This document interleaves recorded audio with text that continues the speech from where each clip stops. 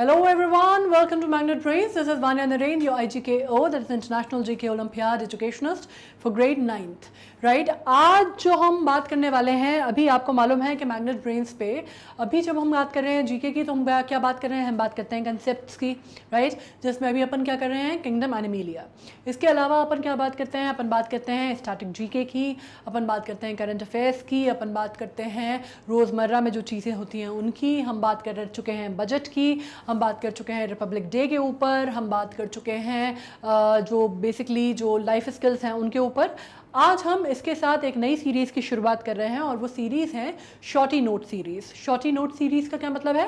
Shorty note series के आप कह सकते हैं कि आप ये समझिए कि हम कोई भी एक टॉपिक लेंगे जो कि जनरल अवेयरनेस का टॉपिक होगा या जीके का टॉपिक होगा या करंट अफेयर्स का टॉपिक होगा, और उसके ऊपर हम शॉर्ट में कंसाइज वे में सॉफ्ट शॉर्ट एंड स्वीट हम उसको रखेंगे और हम उसके बारे में जो बेसिक जानकारी हैं वो जुटाने की या बात करने की कोशिश करेंगे और उसके ऊपर हम डिस्कोर्स रखेंगे। ठीक है, अब इसमें बहुत सारी टॉपिक्स हो सकते हैं, बहुत सारी चीज़ें हम कवर कर सकते हैं, तो ये एक तरह से आप कह सकते हैं ये हमारे स्टैटिक जीके और करंट अफेयर्स का दोनों का ही मिला जुला एक कोई मिश्रण है। ठीक है, शॉर्टी नोट सीरीज से हमारा ये भी मतलब है कि उसमें आपको कोई भी जानकारी जो है वो कंसाइज फॉर्मेट में मिलेगी। ठीक है, अब जैसे आपको मालूम है कि जब हम बात करते हैं मैग्नेट ब्रेन्स की तो you very well know that हमारे प्लेटफॉर्म पे आपको जो भी जानकारी मिलती है, जो भी पढ़ाई होती है, जो भी एजुकेशन होता है, वो पूरा होता है A to Z cover, right. कोई भी ऐसी चीज़ नहीं होगी कि आपको बोला जाएगा कि भाई इतना हमने बता दिया बाकी आप देख लीजिए, या इतना हमने बता दिया अब आप इसको इसके आगे अगर जानना चाहते हैं तो आप सब्सक्राइब कीजिए, या आप जानना चाहते हैं तो आप हमारा पैकेज परचेज़ कीजिए। वैसा कुछ नहीं होने वाला है। पूरी जानकारी, पूरा जो नॉलेज है, पूरी जो पढ़ाई है, कंटेंट है, वो A to Z मिलेगा आपको बिल्कुल फ्री ऑफ कॉस्ट। ठीक है, तो इसमें हमारी एक कोशिश है कि सब बच्चों पर, सब जितने बच्चे हैं, जितने लोग हैं, जितने लोग हमारा चैनल देख रहे हैं, उनको सबको क्वालिटी एजुकेशन मिले घर बैठे आराम से free of cost at the comfort of their houses. तो ये हमारा मिशन है और इसके तहत हम आपको पढ़ा रहे हैं, राइट। तो अब जैसे मैंने आपको कहा कि इसी के तहत हम एक नई सीरीज़ शुरू करने वाले हैं जीके की ओलंपियाड से रिलेटेड, जिसका नाम है शॉर्टी नोट सीरीज़। और उसके बाद हम आज जो सबसे पहला जो हमारा टॉपिक है वो हम करने वाले हैं शॉर्टी नोट सीरीज़ का। ये है इनिशिएटिव स्माइल के ऊपर। इनिशिएटिव स्माइल जो कि आप यहाँ पे देख पा रहे हैं, ये इस वाली स्माइल का नहीं है, हालांकि ये वाली स्माइल बिखेरना भी बहुत ज़रूरी और बहुत ही इंपॉर्टेंट चीज़ होती है, लेकिन ये इनिशिएटिव स्माइल है और ये स्टैंड करता है एक पर्टिकुलर प्रोजेक्ट का, एक पायलट प्रोजेक्ट का, जो कि गवर्नमेंट ऑफ इंडिया के तहत ने शुरुआत की है। ठीक है, जैसे आप यहाँ पे देख पा रहे हैं shorty note series, this is what we are referring to and this is what we are beginning to start. Okay, अब जब मैं बात कर रही हूँ इन न्यूज़ है, जो स्माइल की मैंने बात की, वो जो हमारी मुस्कुराहट है वो तो ठीक है, उसका जो नाम है वो वहीं से आया है, लेकिन ये department of social justice and empowerment government of India ने लॉन्च की है स्माइल, जो इसका नाम है, जिसका एब्रीविएशन स्माइल है। और उसका फुल फॉर्म क्या है? उसका फुल फॉर्म है support for marginalised individuals for livelihood and enterprises. तो इसमें दो चीज़ों पे ज़्यादा फोकस किया गया है, एक ट्रांसजेंडर कम्युनिटी पे और एक बेगर्स पे। ठीक है, तो हम इसके बारे में पढ़ लेते हैं। अब ये शुरुआत किसने की है तो मैंने आपको बता दिया कि इनिशिएटिव है department of social justice and empowerment का, और शुरुआत की है बेसिकली इसको क्यों इसकी ज़रूरत पड़ी? ज़रूरत इसलिए पड़ी क्योंकि design to provide welfare measures to transgender, जैसे मैंने कहा transgender community and people engaged in act of begging. तो ये दो जो सेक्शन है सोसाइटी के, उनको फीचर करने की ज़रूरत पड़ी, एक ट्रांसजेंडर्स को और एक बेगर्स को। अब होता क्या है कि ये जो ऐसे सेक्शन है सोसाइटीज़ के जो कि बहुत ज़्यादा नज़रअंदाज किए जाते हैं या ओवरलुक किए जाते हैं, राइट। आपने देखे होंगे ट्रांसजेंडर्स जब आते हैं तो हम उनको किस तरह से, कई लोगों में तो इनफैक्ट डर की भावना भी है, अगर वो कोई ट्रांसजेंडर को देख लेते हैं तो उनसे वो घबरा जाते हैं या बच्चों को बात नहीं करने देते, या एक तरह का कोई एक हिच है, एक तरह की कोई एक थोड़ा सा ये है कि हमें एट डिस्टेंस रखना है। हमें लगता है, लोग ऐसे मान के चलते हैं कि भाई ये हमारे बीच का हिस्सा नहीं है, इंक्लूसिवनेस नहीं है उनको लेके। तो ये इसके ऊपर बहुत सारे सोशल कॉजेज़ और बहुत सारे सोशल इनिशिएटिव और एडवर्टीजमेंट्स भी आपने देखे होंगे कि आ रहे हैं आजकल, जो कि उनको इंक्लूसिविटी फील कराएं। ठीक है, कि ये बताया जाए कि भाई वो भी एक तरह से हिस्सा है समाज का और नॉर्मल हिस्सा है समाज का, जिसके ऊपर आपने देखा होगा ट्रांसजेंडर कम्युनिटीज़ या I don't like calling them that, but hijra community ने इसके ऊपर एक क्वेश्चन उठाया था जिस पर उन्होंने कहा कि भाई हमको आइडेंटिफाई किया जाए, सरकार हमको आइडेंटिफाई किया जाए, जब जेंडर लिखा जाता है तो मेल या फीमेल लिखा जाता है, उसके साथ थर्ड जेंडर का भी ऑप्शन आपको देना होगा। और ये जो है ये उनके इसमें जो प्ली उन्होंने लगाई थी उसमें वो सफल हुए। और आज की तारीख में जब आप जेंडर का कॉलम फिल करते हैं तो उसमें आपने देखा होगा कि उसमें स्पेसिफाइड रहता है कि male, female and third gender, right. तो ये एक बहुत बड़ी विक्ट्री आप एक तरह से कह सकते हैं कि उनको एक जो बहुत बड़ा बहुत अहम कदम था उनको इंक्लूसिव फील कराने का ये किया गया। इसके अलावा बेगिंग कम्युनिटी, जब हम बात करते हैं एक्ट ऑफ बेगिंग की, तो ये भी हमें मालूम है कि बहुत बड़ा नेक्सस है। जब ये जो भिखारियों की जब हम बात करते हैं, जो भीख मांगने वाली जो संख्या होती है वो बहुत दिन पर दिन बढ़ती जा रही है और आप देख सकते हैं कि बहुत बड़ा नेक्सस भी होता है। कई बार आपने सुना होगा, आपके घर के बड़े बुजुर्ग आपसे ये कहते होंगे कि भाई कोई अगर बेगिंग कोई आप बच्चा देखते हैं या कोई आप देखते हैं तो आपको उनको कुछ खाना पीना आप भले ही खिला दीजिए लेकिन आपको पैसे नहीं देने हैं, क्योंकि पैसे उन तक नहीं पहुँचते। ये कोई लोग हैं, एक पूरा का पूरा ग्रुप है जो काम करता है, जो उनसे इस तरह के एक्ट में उनको इंडल्ज करता है और उनका फ़ायदा उठाता है। इसमें बहुत कुछ देखा गया है। इसमें ये देखा गया है कि वो जो बच्चे हैं छोटे जिनसे भिखारी भीख मंगवाई जाती है उनको नॉर्मल खाना भी नहीं दिया जाता, उनको जान के उनको फिज़िकली टॉर्चर किया जाता है। कई लोगों को यहाँ तक देखा गया है कि जो नॉर्मल बच्चे थे उनकी आँखें जो हैं वो फोड़ दी गई हैं, किडनैप कर लिया जाता है। बहुत सारी चीज़ें होती हैं क्योंकि नेक्सस इतना बड़ा है, ठीक है। तो इसमें इनको सेफगार्ड करने के लिए ये स्माइल इनिशिएटिव की शुरुआत सरकार ने की है। अंडर दिस इंक्लूड 2 सब स्कीम्स, इसके अंदर 2 सब स्कीम्स आती हैं। Central sector scheme for comprehensive rehabilitation for welfare of transgender person, ठीक है।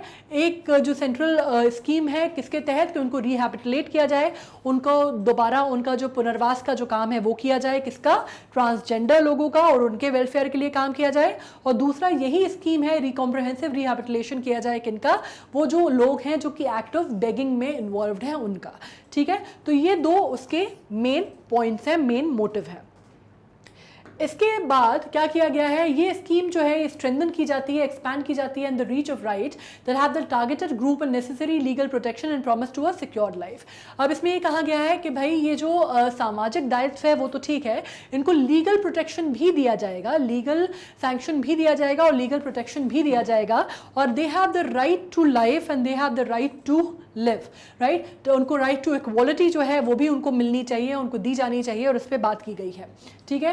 टारगेटेड ग्रुप को नेसेसरी लीगल प्रोटेक्शन दिया जाएगा और उनको प्रॉमिस किया जाएगा कि उनको एक सम्मानजनक जीवन जीने का पूरा अधिकार है, और वो अधिकार हमारी सरकार जो है उनको देती है या हमारा संविधान जो है उनको देता है, और वो सरकार सुनिश्चित करेगी कि उनको उस तरह का जो जीवन है वो मिले, ठीक है। It keeps in mind the social security that is needed through multiple dimensions of identity, medical care, education, occupational opportunities and shelter. तो किस तरह की चीज़ों को साकार करने की बात की जा रही है, ये देखा जा रहा है कि जो हमारी जो बेसिक एमिनिटीज़ हैं, बेसिक नेसेसिटीज़ हैं, उनको कम से कम उनकी पूर्ति की जाए। किस तरह की, मतलब जिसको हम बोलते हैं ना रोटी कपड़ा और मकान, वो तो अपने आप में है ही रोटी कपड़ा मकान, जिसमें आप कह सकते हैं कि एजुकेशन है, शेल्टर है, ऑक्यूपेशनल अपॉर्चुनिटीज़ को उनको व्यवसाय के नए जो आयाम हैं वो उनके लिए खोले जाएँ, कुछ उनको काम जो है उनकी वोकेशनल ट्रेनिंग दी जाए, किस तरह का वो काम या रोज़गार वो ले सकते हैं उस पर देखा जाए, उस पर काम करने की कोशिश की जाए। उनकी आइडेंटिटी जो है, उनकी जो इंडिविजुअलिटी है उसको उभारा जाए, निखारा जाए, बाहर लाया जाए। जो एक शेम या एक जिसको आप कहते हैं ना एक जो एम्बैरसमेंट की भावना है उससे उनको बाहर निकाला जाए और एक सम्मान पूर्वक वो जी सकें, इस तरह का माहौल उनके लिए बनाया जाए। उनको बेसिक एजुकेशन दी जाए, जो बेसिक मेडिकल फैसिलिटीज़ हैं, मेडिकल केयर है, फर्स्ट एड है, वो मुहैया कराई जाए। तो इस तरह का उन्होंने पूरा का पूरा जो मुखौटा है वो बनाया है, ठीक है। अब इसमें क्या करना है, इसमें ये दिया गया है कि मिनिस्ट्री ने कितना एलोकेट किया है, 365 करोड़ किया है इस स्कीम के लिए, और वो कौन से किस टेन्योर के लिए किया गया है, 2021-22 से 2025-26 तक। ये जो ड्यूरेशन है इसके लिए उन्होंने पैसे एलोकेट किए हैं ताकि ये सारे जो काम हैं वो किए जा सकें। आप जैसे यहाँ पे देख सकते हैं, अगर आप यहाँ पे देख पा रहे हैं तो ये लॉन्च किया गया है और ये 12 फरवरी 2022 की हम बात कर रहे हैं। और इसको किसने इसका उद्घाटन किया, इसका जो इनिशिएटिव है इसका उद्घाटन किया है डॉक्टर वीरेंद्र कुमार ने, जो कि ऑनरेबल यूनियन मिनिस्टर हैं कहाँ के, सोशल जस्टिस एंड एम्पावरमेंट के। ठीक है, तो ये काफ़ी बड़े स्केल पे इसको शुरुआत इसकी की गई है और बहुत अच्छा काज है, बहुत नेक काज है। होपफुली उतना ही अच्छा इसका रिजल्ट हो। आज हम बात करते हैं central sector scheme for comprehensive rehabilitation of welfare of transgender person. तो ट्रांसजेंडर पर्सन के साथ क्या होता है, ट्रांसजेंडर पर्सन पहले तो आप ये मान सकते हैं कि बिल्कुल ही इनके बारे में कोई भी अवेयरनेस थी ही नहीं लोगों में, है ना। एक तरह की जो सोशल बायस था वो बना हुआ था, एक तरह का जिसको आप रिस्ट्रिक्टेड अप्रोच कहते हैं वो था, एक तरह की लोगों की बड़ी संकीर्ण विचारधारा थी कि आपको अगर दिख जाएँ तो आप ये मानते थे कि भाई बच्चों को बात नहीं करने देनी है और ये तो उठा के ले जाते हैं या ये तो इस तरह की गतिविधियों में होते हैं। पर ऐसा नहीं है, वो एक समाज का अंग है। उनके साथ जो चीज़ हुई वो बायोलॉजिकल प्रॉब्लम है, उसके लिए वो नहीं कर सकते, उसके लिए वो जिम्मेदार नहीं है। और इसके बावजूद पहले उनके पास कोई चारा नहीं होता था सिवाय इसके कि भाई वो जो हिजड़ा कम्युनिटी है उसको ज्वाइन कर लें और उसमें वो घूम घूम के चंदा लें। चाहे आपने देखा होगा सावन का या होली का, या अभी भी वो लोग आते हैं और अभी भी लोगों के दिमाग में बहुत अलग सा एक ब्लॉक है उनको लेके, लोग उनसे बात भी करना पसंद नहीं करते। लेकिन इस तरह की चीज़ें बहुत गलत हैं। इस चीज़ को, ये जो आपको सामाजिक जो ब्रेक है ना, ब्लॉक है, ये आपको हटाने की बहुत ज़्यादा ज़रूरत है। और इसी पे आज के ज़माने में आप जब देख सकते हैं तो बहुत सारे जो बहुत बड़े नाम भी हैं, इसमें नाम आता है नाज जोशी का नाम आता है, इसमें आप एक पाखी शर्मा का नाम आता है जिन्होंने अपना बहुत बड़ा नाम चालू किया बनाया है बॉलीवुड में। उसके बाद इसमें नाम आ जाता है, जब हम बात करते हैं गौरी सावंत का, गौरी सावंत के ऊपर आपने ऐड भी देखा होगा जिसमें गौरी सावंत को लिया गया है, वो एक ट्रांसजेंडर हैं और उन्होंने एक गायत्री करके एक छोटी सी बच्ची है उसको भी गोद लिया था उन्होंने, और वो उसकी माँ है। और उन्होंने उस पे ऊपर पूरा, बहुत सोशल एक्टिविस्ट भी हैं वो, उसमें से वो महाराष्ट्र में तो उनको बाकायदा एज एन एम्बेसडर भी कंसिडर किया जाता है, राइट। उन्होंने गायत्री, एक छोटी सी बच्ची है जो कि एक सेक्स वर्कर की बच्ची थी, उसको उन्होंने गोद लिया था। इसमें बात आ जाती है डॉक्टर बंदोपाध्याय की, जो कि पहली ट्रांसजेंडर महिला प्रिंसिपल हैं। इसमें बात आ जाती है लक्ष्मी नारायणन की, जो कि बहुत फेमस भरतनाट्यम डांसर हैं। इसमें बात आ जाती है शर्मिला की, जो कि अपने तरह की पहली ट्रांसजेंडर लॉयर है। इसमें बात आ जाती है एक नेवल अफसर की भी, जो कि उनको बचपन से ये लगता था कि भाई वो जो है वो महिला नहीं है, मतलब वो पुरुष के शरीर में एक महिला जैसे अपने आप को बंधा हुआ फील करती थी। और उन्होंने एक सर्जरी करा ली जिसके तहत उनको नेवी से उनको बर्खास्त कर दिया गया।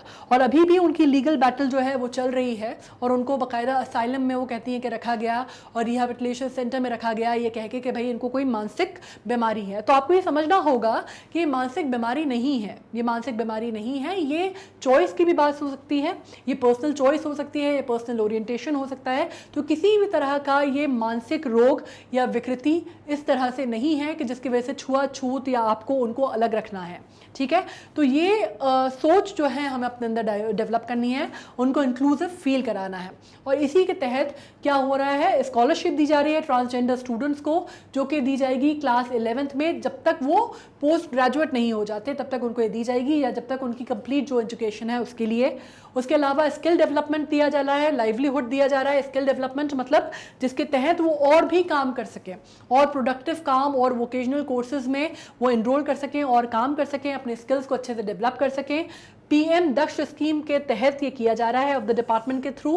कंपोजिट हेल्थ देखी जा रही है, कॉम्प्रहेंसिव पैकेज दिया जा रहा है जिसमें पीएम जय supporting gender reformation surgery through selected hospital. जैसे कि मैंने अभी वो नेवल ऑफिसर का आपके को एक बात बोली कि उन्होंने वो की थी, उनका नाम मैं नहीं ले पाऊंगी बिकॉज वो थोड़ी सी एक कॉपीराइट इश्यूज़ हो जाते हैं, नेवल सर्विसेज में थी वो। तो नेवल सर्विसेज में उनके ऊपर ये कहा जा रहा है कि भाई जैसे उनने जो रीअफर्मेशन सर्जरी कराई थी उसके बाद उनको बर्खास्त कर दिया गया, तो ये अपने आप में गलत है, इसके लिए वो लीगल बैटल लड़ रही है। लेकिन ये जो है, ये कॉम्पोजिट हेल्थ का जो सेक्टर है, ये आयाम जो है सरकार ने इस स्कीम के द्वारा, इनिशिएटिव के द्वारा खोला है कि वो सिलेक्टेड हॉस्पिटल्स में रीअफर्मेशन सर्जरीज करा सकते हैं, ठीक है। उसके अलावा ये देखा गया है हाउसिंग इन फॉर्म ऑफ गरिमा गृह।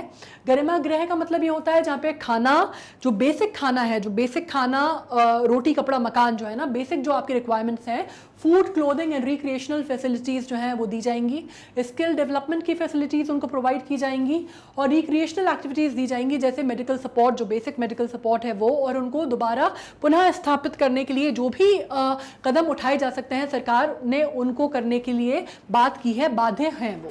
ठीक है, और ये किसके द्वारा किया जाएगा, किसके अंतर्गत किया जाएगा, गरिमा गृह के अंतर्गत। ठीक है, इसमें provision of transgender protection cell बनाए जाएंगे जिसमें setting up of the transgender protection in each state to monitor cases of offences and ensure timely registration investigation in offences. अब आपको ये भी मान के आपको पता नहीं कितनी इसके बारे में जानकारी नहीं है कि लेकिन ट्रांसजेंडर्स का शोषण भी बहुत ज़्यादा किया जाता है और हर तौर पर किया जाता है। शारीरिक शोषण भी किया जाता है, मानसिक तौर पर तो होता ही है, यौन शोषण भी किया जाता है। तो इसके लिए इनका प्रोटेक्शन देखा जाएगा कि किस तरह से इनको प्रोटेक्शन दिया जा सकता है और उसके लिए हर राज्य में, देश के हर राज्य में जो है वो सेंटर्स बनाए जाएंगे और देखा जाएगा कि मॉनिटर किए जाएंगे जो भी केसेस ऑफेंसेस के हैं जो उनके अगेंस्ट आते हैं और इंश्योर किया जाएगा कि उनको रजिस्टर किया जाए। जो भी केसेस आते हैं सबसे बड़ी प्रॉब्लम क्या होती है कि वो पहुंचते ही नहीं है, वो रजिस्टर ही नहीं हो पाते हैं। तो ये देखा जाएगा कि कमेटी बनाई जाएगी कि भाई वो रजिस्टर हो सबसे पहले तो वो केसेस, फिर उनके ऊपर सुनवाई हो, उनके ऊपर इन्वेस्टिगेशन हो और उनके ऊपर जो भी जो करनी है आपको इन्वेस्टिगेशन है वो की जाए और नतीजे पे पहुंचा जाए। ठीक है, और सज़ा जो भी है जिसने किया है उसको सही सज़ा दी जाए। ई सर्विसेज चालू की जाएंगी जिसमें national portal and helpline advertisement है और अदर वेलफेयर मेजर्स देखे जाएंगे। ठीक है, और नेक्स्ट जो अपन बात करने वाले हैं, अब अपन ने बात कर ली ट्रांसजेंडर्स के ऊपर, अपन बात करने वाले हैं बेगर्स के ऊपर। ठीक है, अब सेकंड जो था इसका पार्ट है ना, वो अपन उसके बारे में बात करने वाले हैं, comprehensive rehabilitation of persons engaged in the act of begging. अब इसमें क्या किया गया है, आपको मालूम है जब हम बात करते हैं नेक्सस की बेगिंग की तो उसमें बोला जाता है कि ये जो लोग हम जो देखते हैं सामने उससे बहुत बड़ा होता है ये सब कुछ, है ना। जो बच्चे आपको दिखते हैं सामने आके आपके से सिग्नल पे भीख मांगते हैं, उनके पीछे वो उनसे काम कराने वाला बहुत बड़ा नेक्सस होता है। या महिलाएं आपने देखी होंगी कि अक्सर वो बच्चों को, छोटे छोटे बच्चे होते हैं जिनको उनके गोद में होते हैं, और एक बड़ी स्ट्राइकिंग बात होती है कि उनके गोद में जो बच्चे होते हैं आप देखिएगा ज़्यादातर आपको लगेंगे कि सोते हुए बच्चे होते हैं। तो वो क्यों होता है ऐसा? वो कहा जाता है कि उनको या तो किसी तरह का कोई नशा दिया जाता है, अफीम चटाई जाती है पहले कहा जाता था, या कोई टॉक्सिन्स उनको ऐसे दिए जाते हैं कि बच्चे जो हैं वो बेहोशी के आलम में रहते हैं हमेशा, राइट। तो आप ये देख सकते हैं कि किस तरह से ये वर्क करता है नेक्सस। ये भी देखा गया कुछ मेट्रोज में, तो यहाँ तक देखा गया कि जो घर की जो नानीज़ हैं जिनको आप ये सुपुर्द करके गई हैं माएँ, जो वर्किंग मदर्स होती हैं अपने बच्चों को, ये तक वहाँ पे देखी गई हैं कि वो बच्चों को, एक न्यूज़ सामने आई थी अगर आपने सुनी हो, कि वो बच्चे को दिन भर जो थी वो बेगिंग वाली जो कम्युनिटी थी उनको वो दे देते था, शाम को माँ के आने से पहले तक वो बच्चा वापस ले लिया जाता था और उसको घूम घूम के भीख जो थी उस बच्चे के साथ लेके मंगवाई जाती थी और नानी को उसका हिस्सा दिया जाता था। तो इस तरह का भी बहुत बड़ा नेटवर्क है। लोगों को बाकायदा किडनैप किया जाता है, बच्चों को किडनैप किया जाता है, बुजुर्ग लोगों के हाथ पैरों को तोड़ा जाता है, उनको मतलब फिजिकली उनको मोलेस्ट किया जाता है, उनको मारा जाता है, पीटा जाता है ताकि वो इस काम में आए। तो ये जो नेक्सस है इसको ब्रेक करना बहुत बड़ा है, बहुत ज़रूरी है। इसके तहत ये बहुत ही अच्छा इनिशिएटिव गवर्नमेंट ऑफ इंडिया ने लिया है। अब इसमें क्या क्या है, सबसे पहले तो क्या होगा, सर्वे और आइडेंटिफिकेशन का काम किया जाएगा। मतलब सबसे बड़ी बात क्या, सर्वे इस पे किया जाएगा, इस बारे में सर्वे किया जाएगा, एजेंसीज गठित की जाएंगी जो कि इस काम को पूरा करेंगी, सर्वे करेंगी, वो देखेंगी कि कौन जो है ये लोग जो काम है जो करते हैं और उसके पीछे जो इम्प्लीमेंटिंग एजेंसीज कौन है, और फाइनली आइडेंटिफिकेशन बेनिफिशरीज का, मतलब जो कराने वाला जो बेनिफिशरी है, एक आदमी जो इसके पीछे है, जिसको हम कहते हैं ना जो बिल्कुल शीर्ष पर बैठा हुआ है, जो बाकी लोगों से काम करा रहा है, वो जो हेड है, जो ये बाकी ये नेक्सस चला रहा है, वो हेड तक पहुंचने का जो काम है उसको किया जाएगा। उसको फिगर आउट करना है कि भाई ये वो कौन आदमी है जो ये काम कर रहा है, बेनिफिशरीज कौन है इसके पीछे, और कौन सी एजेंसीज और कौन से तत्व हैं जो इसके पीछे काम कर रहे हैं।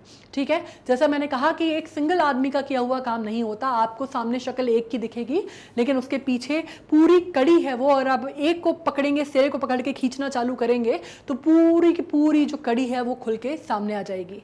तो ये आइडेंटिफिकेशन का जो काम है, ये पहला, सबसे पहला इसका काम है। दूसरा मोबिलाइजेशन, एक बार आपको वो कड़ी समझ में आ गई, आपको समझ में आ गया कि भाई कौन लोग हैं, कौन सा नेक्सस है, कौन ये काम करवा रहे हैं, तो आपको अब क्या करना है, वो जो बच्चे हैं या लोग हैं जो बेगिंग की एक्टिविटीज़ में इन्वॉल्व हैं, चाहे वो महिलाएं हों, चाहे बुजुर्ग लोग हों, चाहे बच्चे हों, चाहे अपाहिज लोग हों, जो भी लोग हों, ठीक है, उनको आपको मोबिलाइज करना है। मतलब आपको क्या करना है, उनके आउटरीच करना है, उनका work will be done to mobilise the persons engaged in begging to avail services in shelter homes. उनके लिए आपको शेल्टर होम्स बनाने हैं। शेल्टर होम्स कौन से, सेम जैसे हमने ट्रांसजेंडर्स की बात की, वैसे घर जहाँ पे उनकी बेसिक ज़रूरतों को जो सामान है उनको मुहैया कराया जाए, है ना। बेसिक जो लाइफ के लिए आपके रिक्वायर्ड चीज़ें हैं, जिसको आप कहते हैं रोटी कपड़ा मकान, बेसिक चीज़ें कम से कम उनको दी जाएँ। शेल्टर होम्स हैं जहाँ पे उनके परमानेंट घर नहीं है, तो कम से कम उनको आप रख सकें और एक बेसिक लाइफ की जो बेसिक नेसेसिटीज़ हैं उनको आप मुहैया करा सकें। उसके अलावा रेस्क्यू शेल्टर्स होम कुछ ऐसे होंगे, क्योंकि बहुत बड़े बड़े नेक्सस का ये हिस्सा है, बहुत बड़ा, तो इनको आपको रेस्क्यू कराना पड़ेगा, बचाना पड़ेगा, है ना। कई ऐसे होते हैं, जैसे आपने पढ़ा होगा, जब सेक्स ट्रैफिकिंग की बात करते हैं तो रेस्क्यू कराना पड़ता है, कि बहुत सारी लड़कियां पकड़ाई हैं जिनको सेक्स ट्रैफिकिंग के लिए किडनैप कराया गया करा था, तो उनको रेस्क्यू करने का जो मिशन है वो किया जाता है। वैसे ही बेगिंग के लिए भी होता है। बेगिंग के लिए भी जो बड़े बुजुर्ग, महिलाएं, बच्चे जो भी हैं, उनको बाकायदा जो लोग हैं नेक्सस के थ्रू इसको पकड़ते हैं, किडनैपिंग की जाती है, उनको मोलेस्ट किया जाता है और उनको इस धंधे पे लगाया जाता है, तो उनको रेस्क्यू कराने का काम भी किया जाएगा। तो उनकी एजेंसीज बनाई जाएंगी, गठित की जाएंगी, जो उनको इससे निकाल सकें, जो इस दलदल से उनको बाहर निकाल सकें, और फिर उनको आप स्थापित कर पाएं कहाँ पे, शेल्टर होम्स में, ठीक है। तो ये भी काम दिया जाएगा, फैसिलिटेट की जाएगी। उनके जो एजुकेशन है, बच्चे जो हैं जिनसे काम कराया जाता है, उनको वापस पढ़ाई पे लगाया जाएगा, दोबारा उनकी पढ़ाई शुरुआत कराई जाएगी, उनको एंगेज करना होता है, जिनको बेगिंग पे जिनको लगाया होगा। मेंटल टॉर्चर होगा उनको, ऑब्वियसली मेंटली उनको हैरास किया गया होगा, तो उनकी जो है वो मेंटल अपब्रिंगिंग और मेंटल वेलबींग पे ध्यान दिया जाएगा, पढ़ाई कराई जाएगी, अच्छे कपड़े, अच्छे खाने का व्यवस्था की जाएगी, और भी उनको आप कह सकते हैं ना, हर तरह से उनको सोशली आप एक मेन स्ट्रीम में लाने की कोशिश की जाएगी। अब हम बात करते हैं उनके कॉम्प्रहेंसिव रीसेटलमेंट की। कॉम्प्रहेंसिव रीसेटलमेंट किया जाएगा, जैसे मैंने कहा कि उनको दोबारा मेन स्ट्रीम से जोड़ने की कोशिश की जाएगी, मेन लाइन पे लाने की कोशिश की जाएगी, उनको बेसिक उनकी ज़रूरतें पूरी की जाएंगी, और उनको बेसिक समाज के जो हमारा ढांचा है उसमें उनको वापस रीसेटल करने की कोशिश की जाएगी।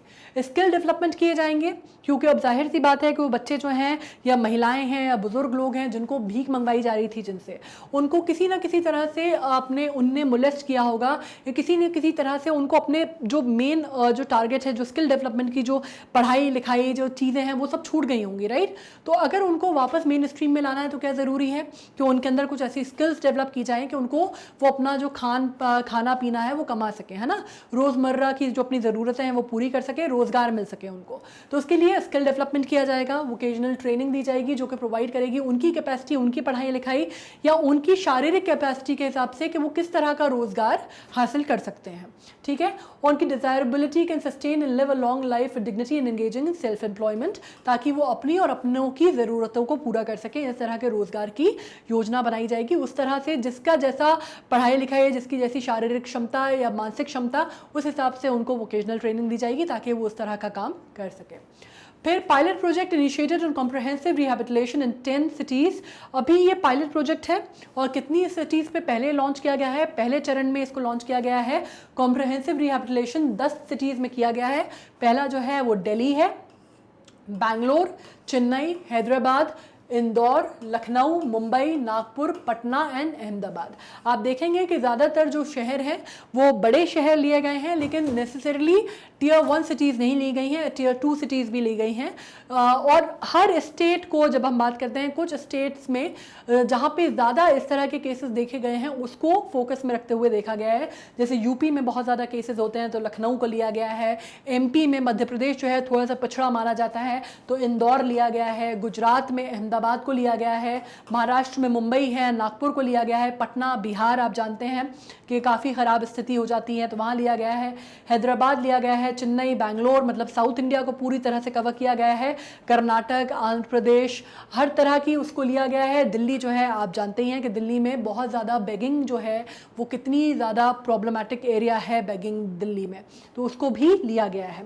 और इसके तहत अगर ये पायलट प्रोजेक्ट एक जगह इतना वर्क हो जाता है तो फिर ये दूसरी जगहों पे भी चलाए जाएंगी। इसके साथ हम आते हैं एंड पे। इसके साथ हमने ख़त्म कर लिया है अपना पहला शॉर्टी नोट सीरीज़ का पहला टॉपिक, जो कि था इनिशिएटिव स्माइल। आप मुझे लिख के बताइए कि आपको ये कैसा लगा और आपके लिए कितना मददगार साबित हुआ।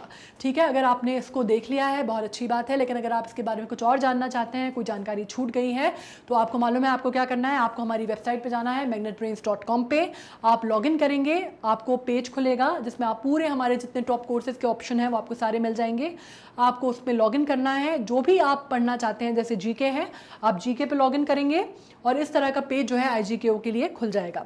ठीक है, IGKO को आपको यहाँ मिलेगा। ओलंपियाड की बात हम कर रहे हैं, राइट। तो ओलंपियाड में आपको English olympiad, maths olympiad, chemistry olympiad सब कुछ पता चल जाएगा। और फिर हम बात करते हैं नेक्स्ट की जीके में। जैसे आपको मालूम है कि सब कुछ जो टॉपिक्स हैं वो सीक्वेंस वाइज ऑर्डर में है। अब जैसे हमने ये शॉर्टी नोट सीरीज़ स्टार्ट की है, तो ये भी आपको सीक्वेंस वाइज ऑर्डर में मिल जाएगी। जैसे जैसे वीडियोस आते जाएंगे वैसे वैसे सीक्वेंस में ये मिल जाएंगे।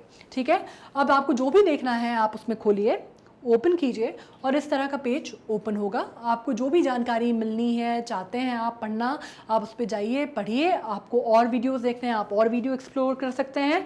आपको अगर कुछ और देखना है तो आप कुछ और भी देख सकते हैं, कोई और चैनल भी देख सकते हैं, कोई और सब्जेक्ट भी स्टडी कर सकते हैं, राइट। तो आपको सारी जानकारी हमारे मेन पेज पे मिल जाएगी।